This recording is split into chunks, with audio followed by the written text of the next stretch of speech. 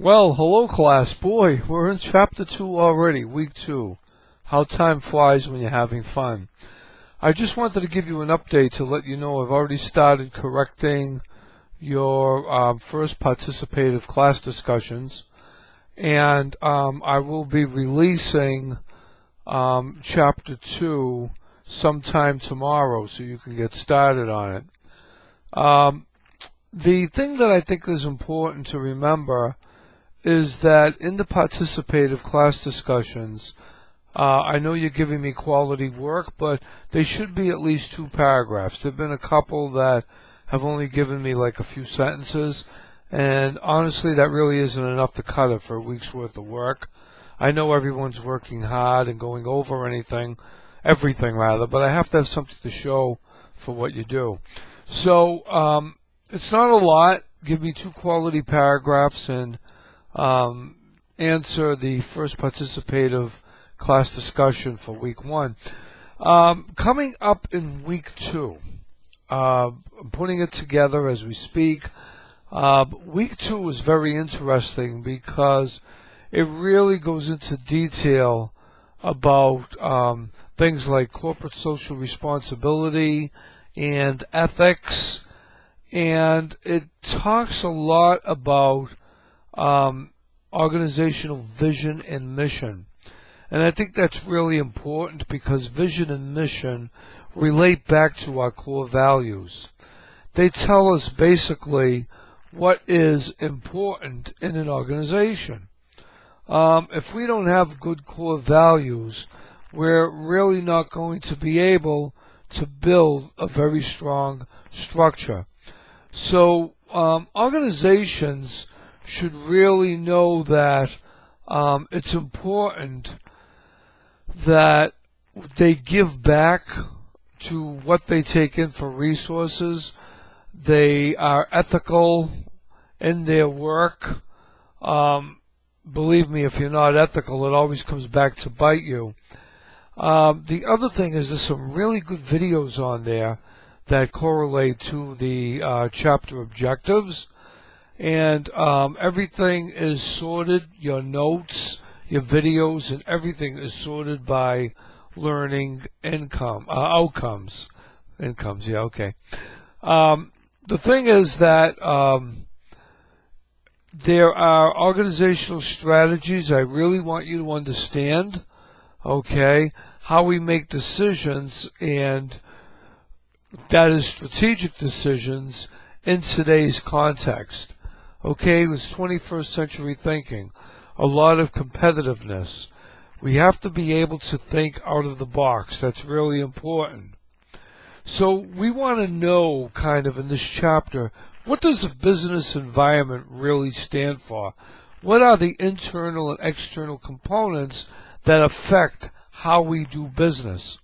So in order to do that, to keep on tabs with the external changes, what's really, really important here is that we have to change internally with what's going on externally in the organization.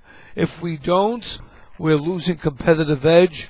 More than likely, we're going to go out of business. We want to be, to tell you one of the things we want to be is a world-class organization. We want to be the best at what we do. A lot of people might do the same type of business that we do. But how do we get to be the best? We have to build the best culture.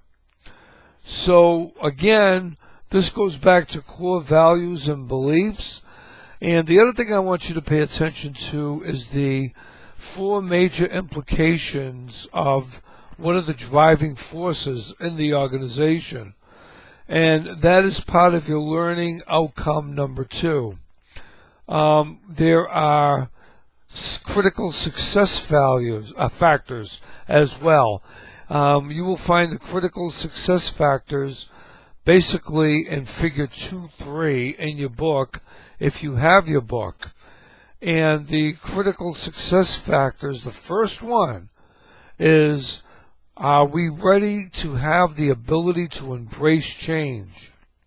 Are we considered to be change agents? Do we have a lot of creativity and innovation with what we do? In other words, do we challenge our employees? This is how we become a world-class organization. So, as we continue to grow, we got to be able to stay on top of the driving forces. Figure 2.3 in your book tells you continual change is really, really important.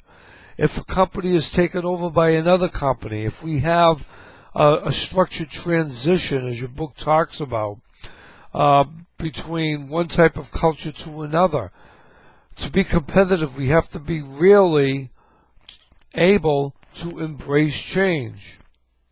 So these are kind of some quick ideas about what's coming up for you to study this week. I've also downloaded the PowerPoints, so you guys should be ready to go. This week we are going to have our first hypothetical. Now, remember, that hypothetical is going to be basically the same thing that you do when you write your, writing your paper. I want you to send me some ideas on what you would like to do for your term paper. Believe me, we're already in week 2. So that term paper will be due week 8. So it's on anything you want that we're covering that you have a passion for in our book. Okay? It might be about organizational change. It might be about strategic thinking. It might be about downsizing. What do I do? It might be about leadership. I want you to be able to start coming up with some ideas, and if you need to run them by me, I'd be willing to help you. It's a 5 to 7 page paper. It's double spaced. It's no big deal. I'm looking for 4, 5, 6 references.